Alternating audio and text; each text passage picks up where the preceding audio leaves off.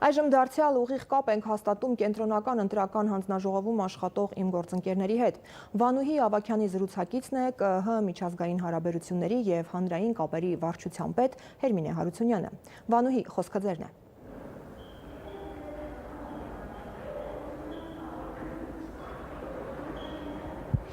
Բարի երեկո Տաթև, բարի երեկո հարգելի հեռուստադիտողներ, մենք շարունակում ենք մեր աշխատանքը կենտրոնական ընտրական հանձնաժողովի մամուլի կենտրոնից, այս պահին զրուցակիցս կենտրոնական ընտրական հանձնաժողովի միջազգային հարաբերությունների և հանրային կապերի վարչության պետ Հերմինե Հարությունյանն է։ Տիկին Հարությունյան, շնորհակալ եմ, որ ժամանակ գտաք հարցերիս պատասխանելու համար։ Կասեք, քանի միջազգային և տեղական դիտորդ է հավատարմագրվել, որպեսզի հետևի ազգային ժողովի այս տարվա ընտրություններին։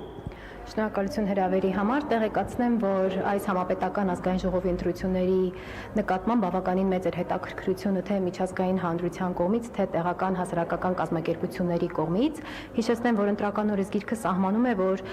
դիտորդական առաքելություն կարող են իրականացնել այն հասարակական կազմակերպությունները, այդ թվում նաև օտարերկրյա միջազգային կառույցներ եւ հասարակական կազմակերպությունները, որոնց կանոնադրական նպատակները ներառում են մարդու իրավունքների եւ ժողովրդավարության առնչվող հարցեր եւ իհարկե մի շարք այլ օրենքով սահմանված չափանիշներ կան։ Սահմանված ժամկետում կենտրոնական ընտրական հանձնաժողով է դիմել թվով 8 միջազգային կազմակերպություն եւ օտարերկրյա հասարակական կազմակերպություն եւ հավատարմագրվել են 8 միջազգային կազմակերպություններ, 800-ից ավելի ընդհանուր առմամբ 800-ից ավելի միջազգային դիտորդներ եւ այցելուներ ունենք։ Այս թվի մեջ են մտնում նաեւ Հայաստանում հավատարմագրված դիվանագիտական եւ հյուպատոսական ներկայացությունների ներկայացուցիչները, այսինքն դեսպանության հյուպատոսությունների ներկայացուցիչները, նրանց կողմից եւս աննախադեպ հետաքրքրություններ ներկայացվել եւ 35 Հայաստանում հավատարմագրված դիվանագիտական եւ հյուպատոսական ներկայացությունների 120-ից ավելի ներկայացուցիչներ եւս հավատարմագրվել են։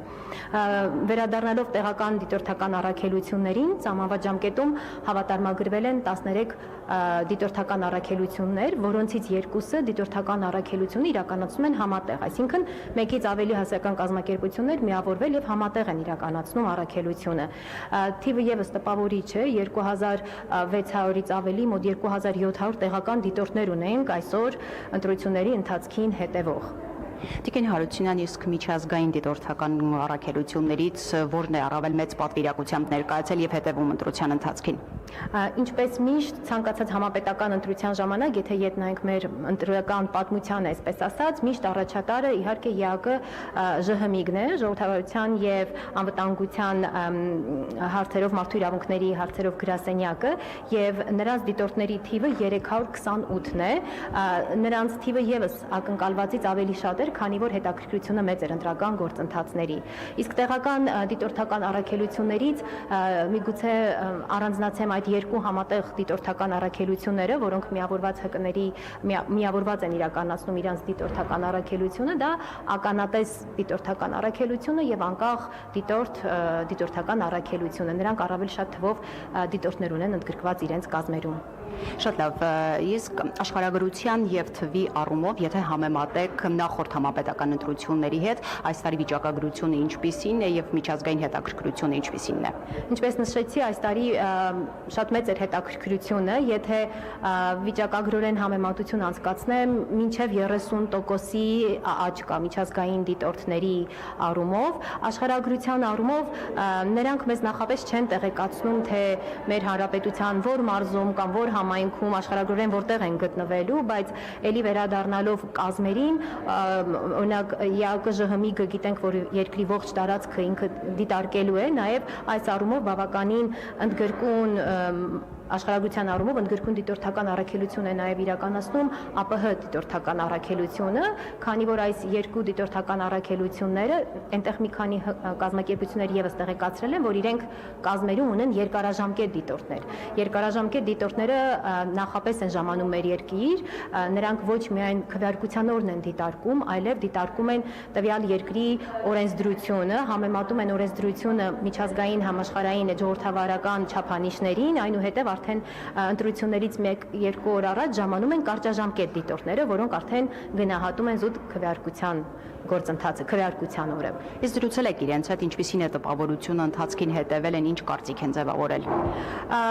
Շատ հաճախ նրանք մեզ են դիմում ընտրական օրենսդրության վերաբերյալ պարզաբանումներ ստանալու, այսինքն մենք նրանց հետ կապ չենք հաստատում, որպեսզի հասկանանք ինչպես է ընթանում դիտորդությունը, մենք անհամբեր սպասում ենք նրանց կողմից թողարկվող դիտորդական զեկույցներին, քանի որ ընտրական օրենսգիրքը հստակ ասում է, որ նրանք իրենց դիտորդական առաքելության արդյունքները, կարծիքները, եթե կնկատեն խախտումներ եւ այդպիսին կարող են ներկայացնել զեկույցի տեսքով եւ այդ զեկույցները եթե ներկայացվում են նաեւ կենտրոնական ընտրական հանձնաժողով, մենք դրանք հրապարակում ենք մեր կայքում, այսինքն մենք անհամբեր սպասում ենք նրանց զեկույցներին, որպեսզի զեկույցներից իմանալ, թե ինչպես են անցել ընտրությունները նրանց դիտանկյունից։ Իսկ լրատվամիջոցների առումով, միջազգային լրատվամիջոցների առումով հետաքրքրությունը ինչպիսին է, քանի միջազգային լրատվամիջոց է հավատարմագրվել։ Տեղական ԶԼՄ-ները եւս շատ ակտիվ են հավատարմագրման առումով, 71 տեղական զանգվածային լրատվության միջոց ունենք հավատարմագրված, 640-ից ավելի ներկայացուցիչներով, միջազգային լրատվամիջոցները եւս շատ հետաքրքրված են ընտրական գործընթացով եւ 181 միջազգային լրագրող, օտարերկրյա լրագրող այս պահին գործում է մեր երկրում եւ լուսաբանում են ընտրությունները։ Իսկ այս պահի դրությամբ դիտորդների կամ լրագրողների աշխատանքի խոչընդոտմանը հազանգեր ստացել եք։ Ինչպես գիտեք, կենտրոնական ընտրական հանձնաժողովում գործում է իրավիճակային վերլուծության կենտրոն եւ կենտրոնի հեռախոսահամարները կենտրոնական ընտրական հանձնաժողովի թեժգիծը հասանելի է բոլորին եւ իհարկե ստացվում են ոչ թե խոչընդոտների, շատ հաճախ լինում են չիմացության դեպքեր եւ դրանց մասին իհարկե ահազանգում են կենտրոնական ընտրական հանձնաժողով, պետք է խոստովանեմ, շատ հաճախ դրանք նույնիսկ լինում են գործընկերային զանգեր, լինում են զանգահարում են համապատասխան ստորաբաժանումների ղեկավարներին կամ նույն իրավիճակային վերլուծության կենտրոն եւ շատ արագ, եթե իսկապես տեղի են ունենում ընտրական օրենսգրքի չամրագրված, չարտոնված իրավունքների խախտում, անպայման միջոցներ ձեռնարկվում են եւ իհարկե կենտրոնական ընտրական, ընտրատարածքային ընտրական հանձնաժողովները միշտ հասանելի են թե լրատվամիջոցների, թե դիտորդների համար, եթե նրանք որևէ խոչընդոտի հանդիպեն։ Շնորհակալ եմ։ Ես մեր դիտողներին հիշեցնեմ, որ զրուցում էի կենտրոնական ընտրական հանձնաժողովի միջազգային հարաբերությունների եւ հանրության կապերի հետ վարչության պետ Հերմինե Հարությունյանի հետ, Տաթև այսքանը։ Շնորհակալ եմ Վանուհի, հիշեցնեմ, մենք ուղիղ կապ ենք հաստատել կենտրոնական ընտրական հանձնաժողովում աշխատող իմ գործընկեր Վանուհի Ավագյանի հետ։ Նրա զրուցակիցն էր հանձնաժողովի միջազգային հարաբերությունների եւ հանրային կապերի վարչության պետ Հերմինե Հարությունյանը։